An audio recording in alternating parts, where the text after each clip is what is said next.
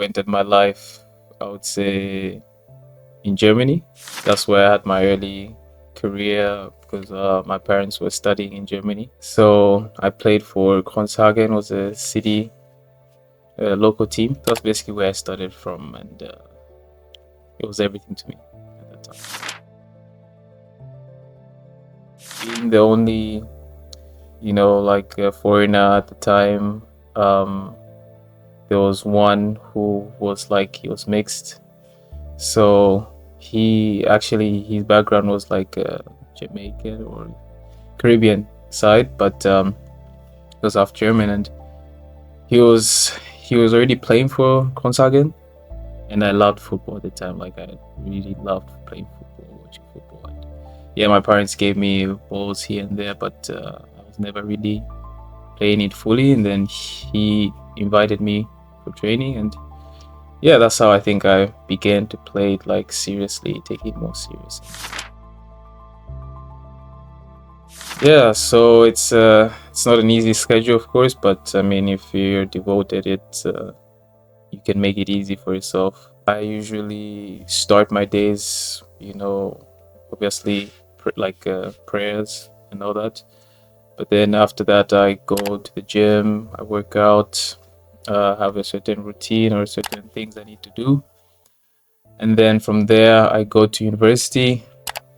Usually go to the library if I don't have classes, just look at my work that I need to do. And then usually we have training in the evenings, maybe close to like 4, 5, 6 p.m. And yeah, that's like constant every day. So that's a normal day. Sometimes I'll have some even more gym sessions afterwards, so recovery sessions, so to say. But that's my week. I've had doubts, of course, lots of doubts. It's always about trusting the process. It may sound cliche, but you just need to trust that everything is handled for you. And I did it, even if it took some time, but I did it. Of course, also fortunate that my parents also were there at the time to encourage me that everything will be well. It's difficult to say that the game you love, you just give it up easily. It's very difficult to do that, or even to admit it to yourself. But I've always just had the belief in myself that I can get to where I want to go. But I think the period between coming to Sweden and when I was in the USA, I wasn't playing. So that was a time where I was like wondering what was the next step, and if I will even have a next step. So it's not that I gave up on football, but it was more of just what to do now in this situation. Like, does football just go out of my life just like that? So it was more of just continuously just pushing and just staying grounded, just to get back to yourself.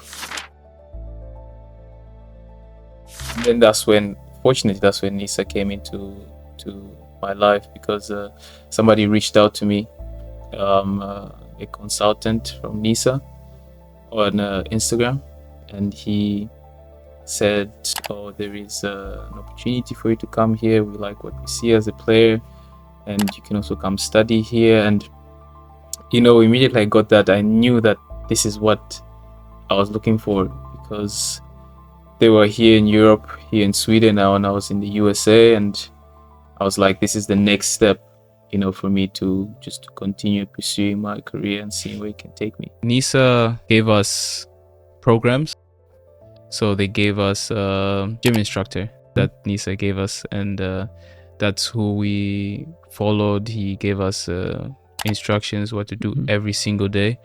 So NYSA helped with that. They gave us access to catapult. So whenever we had sessions, we always had analysis afterwards to see how we performed in training. So there was a lot of things. So it's like you're structuring yourself to see where you're at the level and see where you can go.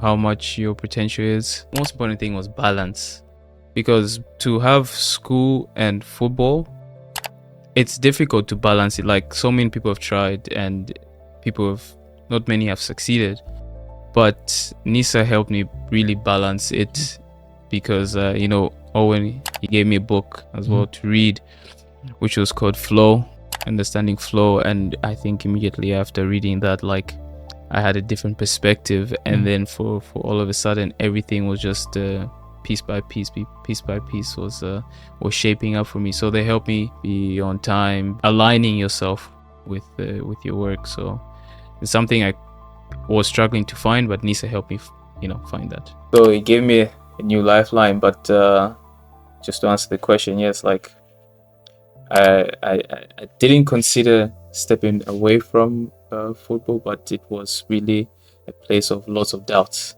and just staying grounded really kept me through it.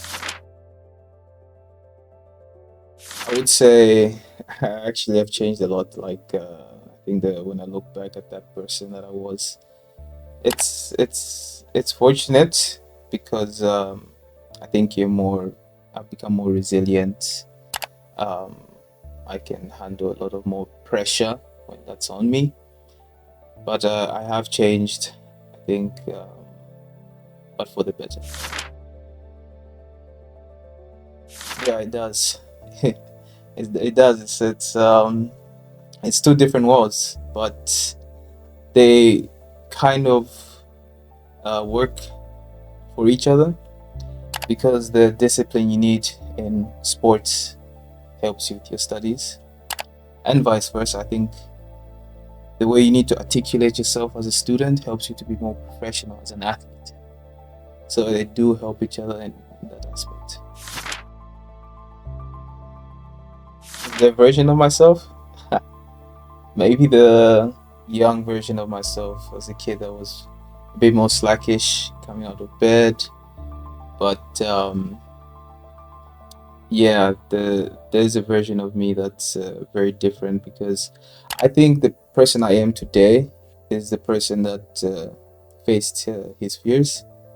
Just faced a lot of things that as a kid I was like, no, I wouldn't. Why would you do this? Why would you do that? But I think actually, for you to step forward in anything you need to do, you need to look hard in the mirror and face the fears you have, or face any challenges you you have to take. So yeah, I would tell a 15-year-old self, or a young kid, to always believe in your abilities, because no one else believes in your abilities. No one will ever believe in your abilities more than yourself. Like, it's not even just about believing in you, but believing in what you can do, not just for yourself but for others. And it takes a while for people to actually see you and see that you're actually capable of doing something. But yeah, stay faithful to yourself, because it's only you that you have at the end of the day. So to not be anxious of the future, and to not look back at the past, and always just look at yourself today, because you only have today, and you forever have today.